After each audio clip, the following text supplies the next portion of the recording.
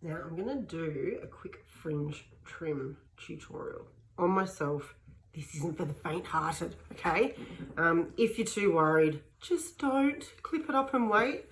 If you're brave, here we go. So clearly I'm in the salon, so I've got capes and everything. You can just chuck a towel on instead. Oh, my hair, I've just used my K hair pep and it's drying, it feels lovely. So first bit of advice, never cut a fringe wet. Don't do it. The hair when it's wet stretches up to 30% when you comb it. It's always going to jump up and be way too short. It also, if you do it wet, it doesn't account for any crazy growth patterns that you may have. So you can see my hair, it's all over the shop at the front. So I cut myself quite a thick fringe. Don't do it wet. That's all. So section up where you can as neatly as possible. Now it is easier if you do it on somebody else, for example, a child, but I don't have anyone to do it for me, so I just do it myself. And you want to get that section as even as possible. So I've got, like I was saying, a fairly thick and a fairly wide fringe. So what you want to do more than anything is get the rest of the hair out of the way. You don't accidentally want to cut any of this. So once you've got your section, clip it all up so there's no accident. Oh, whoops, didn't mean to cut that hair. All right. So I'm going to fix up that and that. See, I don't want to cut that. So I'm going to clip that all. Then I'm going to dry. Such a good look.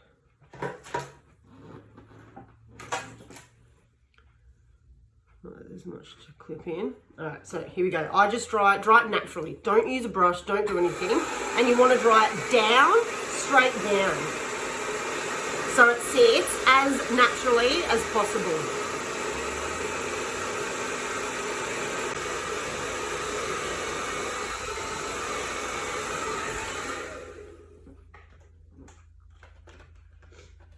Okay, so now that my fringe is nice and dry,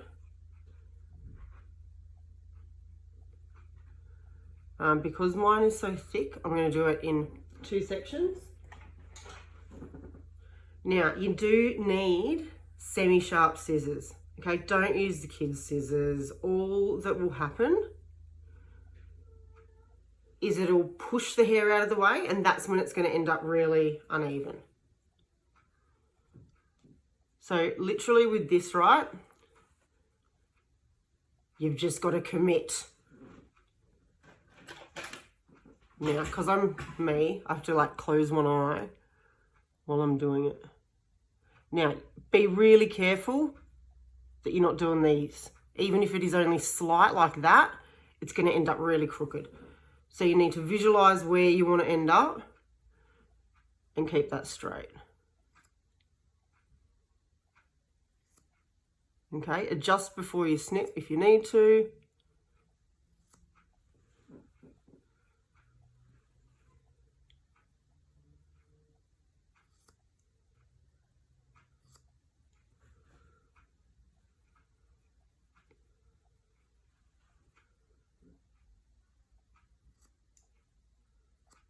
Now, be really careful when you get to here as well, that you don't cut into the sides of your hair. It's going to take you forever to grow it out. But this side doesn't matter. All right, so now it's slightly uneven, so I'm going to come back the other way. This isn't for the faint-hearted. You get hair all over your face and it's gross, but hey, what you going to do? Okay, so that's the first section done. I'm pretty happy with that length. If in doubt, always start longer. My theory, even in the salon when I'm doing a paying customer, is that you can always cut more, but you can't cut less. All right. So again, just comb it down so it's sitting like as naturally as possible. And see how you can see now where that baseline is from where I've cut it before.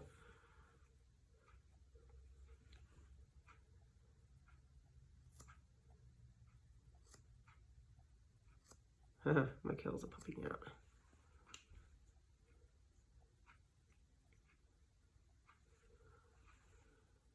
Okay, again, got to be careful not to chop into there.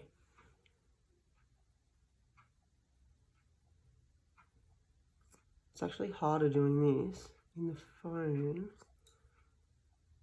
than in the normal mirror. And then I normally go back the other way again.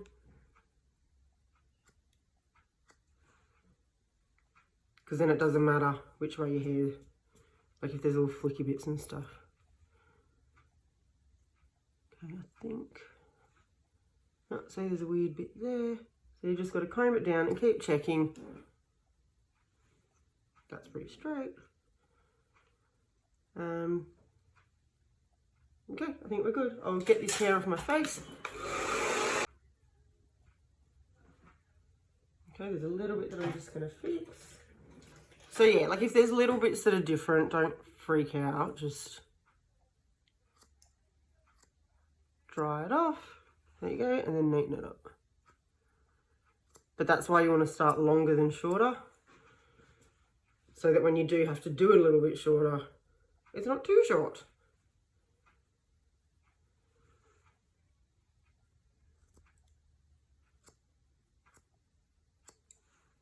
Hey, that's better.